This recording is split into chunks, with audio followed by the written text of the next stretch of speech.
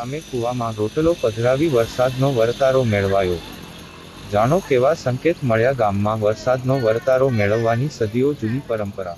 જામનગર નજીકના આમરા ગામમાં રોટલાથી વરસાદનો વરતારો જોવાની સદીઓથી વધુ પુરાણી પરંપરા। અષાઢ મહિનાના પ્રથમ સોમવારે ગામમાં ભમરિયા કૂવામાં રોટલા પધરાવી ખેતી પ્રધાન ગામડાના વરસના ભાવિનું અનુમાન નક્કી કરવામાં આવે છે।